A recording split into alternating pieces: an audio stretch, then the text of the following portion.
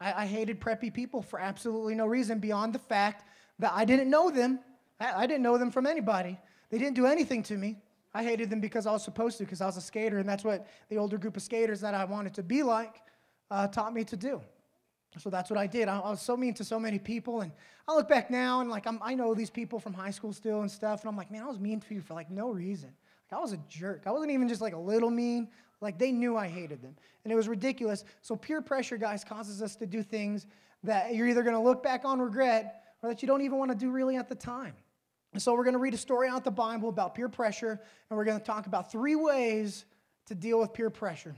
We're going to read out of Daniel chapter 3, and it says this: King Nebuchadnezzar built a gold statue 90 feet high and 9 feet thick. He set upon it in the Dura plain in the province of Babylon.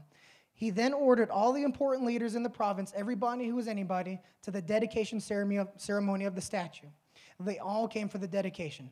All the important people and took their place before the statue that Nebuchadnezzar built. A herald then proclaimed in a loud voice, "Attention everyone, every race, color, and creed. Listen. When you hear the band strike up all the trumpets and trombones, the tubas and baritones, the drums and cymbals, fall to your knees and worship the gold statue that King Nebuchadnezzar has set up. Anyone who does not kneel and worship shall be thrown immediately into a roaring furnace."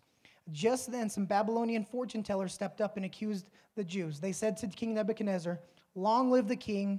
You gave strict orders, O king, that when the band started playing, everyone had to fall to their knees and worship the gold statue.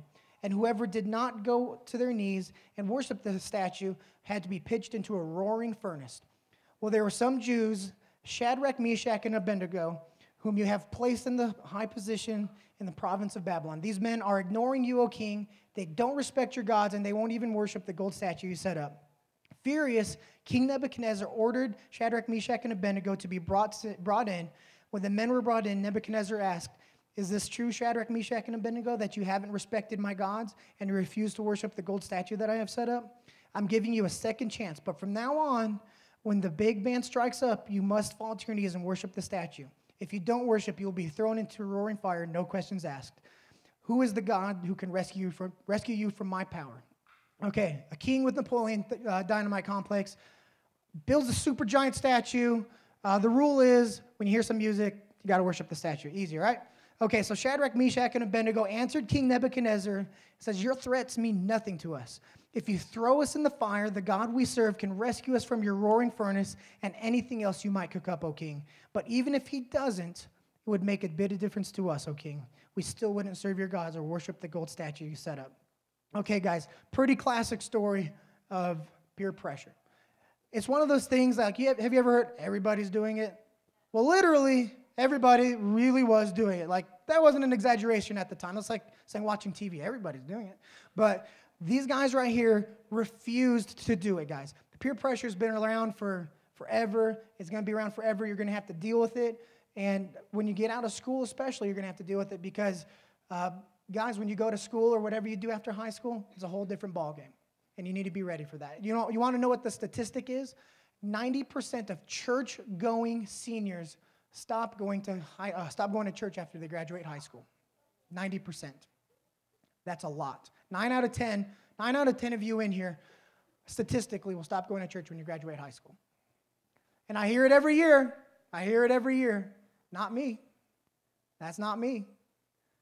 That's not going to be me. I'm not going to do that. I'm going to keep on going. And you know what, guys? The truth is I've been in youth ministry for, not that long, but I've been in long enough. It's pretty accurate. You may end up coming back. I'm not saying that you're going to be a sinner for the rest of your life, but most of the people start making bad decisions when you get out of school. You're in a new place. How many of you plan on going to school not in Clovis or Portales? A lot of you, right? Probably most of you, a majority of you. So here's your situation, guys. You're new. You don't know a whole lot of people. You have no friends there. You're away from your parents. What do? You have choices to make. And one of the biggest choices you're going to make, guys, is your friends. We've said it, and we've said it a million times at 180, that if you show us your friends, we'll show you your future. It's as easy as that, guys. And you're lying to yourself. If you think you can be friends with the wrong kind of people that can influence you to do things you don't want to do, you're kidding yourself if you think, I'm stronger than that I can surround myself with all people that are doing things that I don't want to do, and that you're not going to do it. You're lying to yourself. That is a lie. It's impossible. And it shows right here in the Bible. You know, these three guys had each other. They weren't standing up individually. They had three of them. So the first way, guys, and probably the biggest way to fighting peer pressure is, who are you surrounding yourself with? Who are your friends? Who's in your inner circle?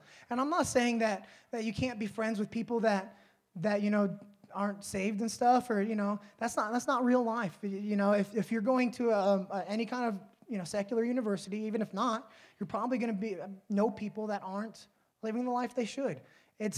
You're guaranteed you're going to do that. I work for a church and I still know people. I'm friends with guys like that. But you know what? They're not in my inner circle and they don't influence me. They're not close enough friends to me that I give them any kind of influence in my life. One of the guys I've known from high school, we played soccer together.